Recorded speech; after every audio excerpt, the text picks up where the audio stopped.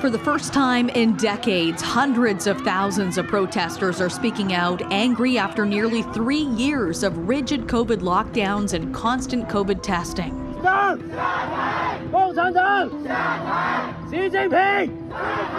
Give me liberty or give me death has become a rallying cry for the extremely rare protests sweeping China. From Beijing and Shanghai in the east to Hotan in the west, there are unprecedented scenes playing out across that country. I'm overwhelmed. Every conscientious Chinese should be here. They don't have to voice their opinions, but I hope they can stand with us. The unrest sparked by anger over the deaths of at least 10 people in a fire in the northwestern city of Urumqi. Some have questioned whether firefighters or victims trying to escape were blocked by locked doors or other antivirus controls. Without mentioning the protests, the criticism of President Xi Jinping, or the fire, some local authorities eased restrictions today.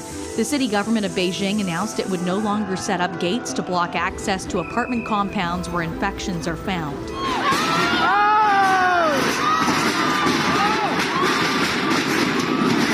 But police were out in full force, limiting the number of people voicing their opposition to the zero COVID policy. It's one that aims to isolate every infected person, but tolerance for the measures has left some confined at home for up to 4 months. Many have voiced concern with reliable access to food and medical supplies.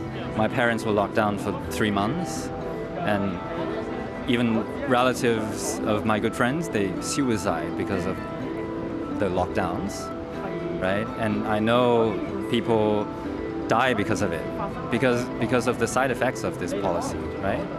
I think everyone who has a sane mind should say something or do something to stop this unreasonable social measure. Today, the number of new daily cases rose to more than 40,000, including more than 36,000 with no symptoms at all. The ruling party newspaper People's Daily called for its antivirus strategy to be carried out effectively, indicating President Xi's government has no plan to change course. I think it's going to be very, very difficult for China to be able to contain this through their zero COVID strategy. I would recommend that they pursue the strategy of making sure everybody gets vaccinated, particularly their elderly. That, I think, is the path out of this virus. Lockdowns and zero COVID is going to be very difficult to sustain. As protesters turn their anger at Xi, China's most powerful leader since at least the 1980s, others around the world have taken a stand of solidarity. In London, England, hundreds took to the streets. Protests against the Chinese government are rare.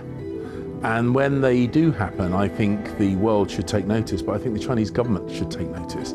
It's clear that the Chinese people themselves are deeply unhappy with what is going on, about the restrictions imposed upon them by the Chinese government. These are the voices of Chinese people talking to their government, and I think it's right that the Chinese government listens to what those people are saying. And in Toronto, hundreds more stood outside the Chinese consulate. It still isn't clear just how many people in China have been detained since the protests began Friday.